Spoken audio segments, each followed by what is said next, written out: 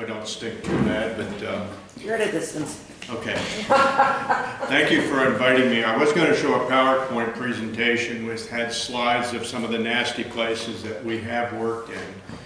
As Marianne says, we are a disaster recovery group. I'm the chairman of that organization. And unfortunately, I would just as soon not be here. I'd rather be home watching a football game or on my way down to Philadelphia to visit my grandkids. But we were formed back in 2011. A wonderful lady, Crystal Smith, had a big meeting, and we became organized to work with the flooding. It was back in 2011. And little did we know that I'm a retired person. I've got 2 business cards, and that really, something's wrong with that whole picture. But as we looked around the room, there were 2 of us involved in that initial meeting that had experience in recovery operations, disaster operations. And the other fellow was from Maryland, so he really didn't count, and I was basically it. So we worked in roughly around 200 homes between 2011 and 2013. And the reason why I'm telling you all this is that when we got done with the last home on October 7th, 2013 at 7 o'clock in the evening, and I was working that home, I thought, this is it, we're done. So about 2 months later, we put the recovery group to bed, so to speak, and we formed another group called the Lebanon County VOAD, Volunteer Organizations Active in Disaster. The purpose of that organization is if in the event that something happens, that we bring back the recovery group, and then we have everything all set in place so we can just pick up where we left off.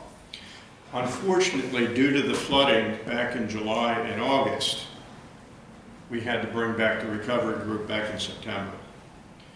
And based on phone calls to the different municipalities, we ended up with somewhere in the neighborhood of about 150 homeowners that needed help at that time. Unfortunately, we didn't get that information until about the middle of September. So it took us a little while to get going. But what we're doing now, and we're finding out there's several things. The process is we get the phone numbers. We have set up a phone bank of volunteers that are calling through the entire list of people, seeing if they need help. And oh, by the way, I'll say this at this time, if anybody has had flooding in their basements, please let us know, Marianne or myself, that we can come out and look and see what, if you need any help or anything. The second process is you go out, you send an assessment team out and you look to see what the damage is and what needs to be done to mitigate the damage. Then the next thing is you go clean out, rebuild, sanitize, and all this, while this is all going on, you're trying to figure out where you're going to get the money to do all the rebuilding. So far, we've been in about 6 homes. 2 of them have been cleaned out and sanitized, so we really don't have to go back. The home that I'm in right now, just to give you an idea, the homeowner's doing a lot of work by himself, but he took out a loan with a huge interest rate to get there. He can't afford to do that, and that's where the volunteers are coming in. We were there last weekend, we were there today. In fact, I left a crew that was out there working. I expect we'll be going back for another couple of weeks before we get done with his place. I assessed a home on Wednesday.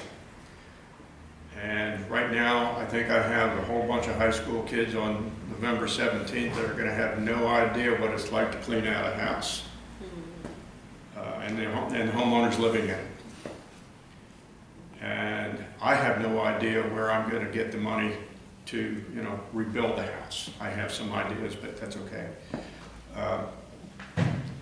The thing that I found over the course of doing this thing, and my background, Marianne mentioned a group called Lend a Hand. Sarah knows exactly what Lend a Hand is because she's been on many trips with us. Thank you. She brought Elizabethtown College students up to spend a Saturday working with us in the last floods. We have history. She calls me, she called me to be a coach, and I called her to help out, doing work in homes and stuff. But at any rate, Lundahan, the organization I just mentioned, we've been around since 1989, I think it was, and I've been with them since 2006 in such places as the Gulf Coast, Iowa, Tennessee, Mississippi, here in Pennsylvania, New Jersey, and that's where I got all this wonderful experience.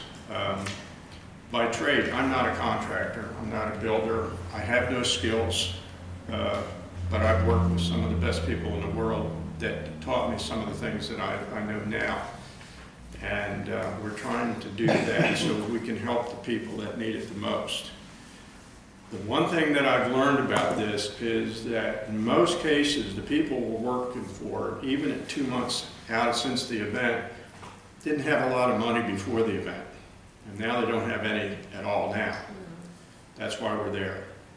Because anybody that had money went ahead and they hired a contractor to come in and do whatever repairs was necessary. I'm hoping that I'm not doing the same thing next year, this time. I want to go visit my grandkids and watch football games. But until that time happens, and we're strictly volunteer. So everything that we get goes back into the homes as far as building supplies. Like I said, I had a PowerPoint presentation. It took me longer to set this thing up than it would for me to tell you about it. But there are some pictures of some slides in there. I mentioned a man named Nelson, a friend of mine, he goes into basements. I let him.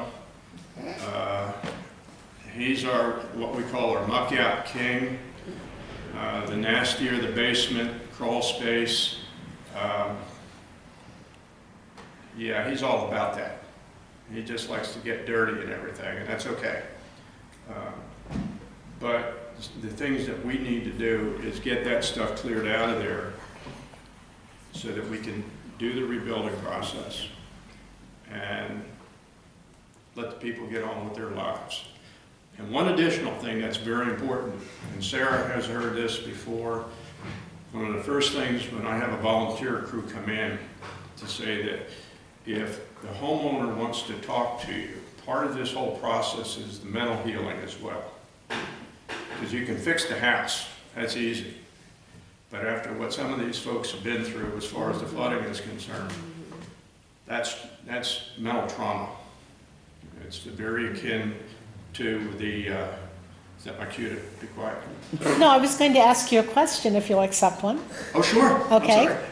I think the part that I'm not hearing that I know but need you to verbalize is that after a flood, when the water recedes, oftentimes mold grows in the basement, and that can cause respiratory problems for people, especially elderly widows and people who just can't get down there and clean it out themselves.